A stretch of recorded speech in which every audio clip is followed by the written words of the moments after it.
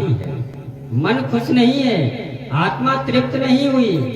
अगर हम भोजन प्रसादी पाने बैठे और उस भोजन में व्यंजन में कुछ कमी हो जाए ना, तो पूरा भोजन फीका फीका हो जाता है, मन को शांति नहीं होती।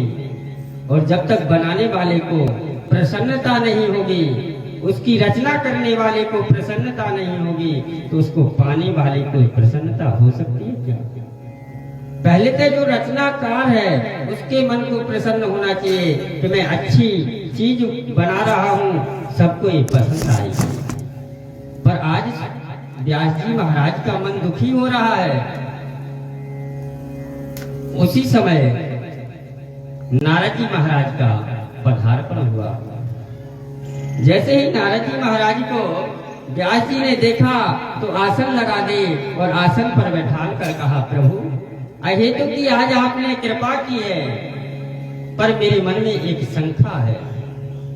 कहा, अरे व्यास जी आपने इतने ग्रंथ लिखे, वेद लिखे, पर भी आपके मन में शंका है, क्या बात हो गई? कहा, हमारा मन सुखी नहीं है। नारद जी ने कहा, आपने हर एक बात लिख दी, पर हमारे जो सरकार हैं, हमारे जो गोविंद हैं, उनकी लीलाओं का अभी तक आपने गान नहीं किया। मेरे माधव की कोई भी चर्चा आपने अभी तक नहीं लिखी। कहा, नारद वह कौन सा क्या है, पर मैं किसे लिखूंगा?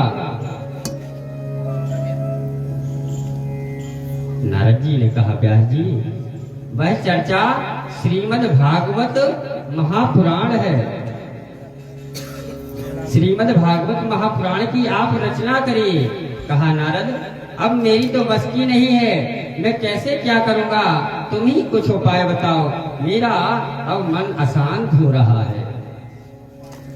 कहा, व्यास जी चिंता मत करो, क्योंकि उस परमात्मा की कृपा को मैं जानता हूँ, उस गोविंद की कृपा को मैं जानता हूँ। कहा, अच्छा। कहा, मैं किसी की बात नहीं कहता व्यास जी, मैं अपने स्वयं की बात बताता हूँ। मैं पूर्व जन्म में एक दासी पुत्र था। दासी के घर में मेरा जन्म हुआ था। वह दासी संतों के आश्रम में रहती थी, संतों की सेवा करती थी।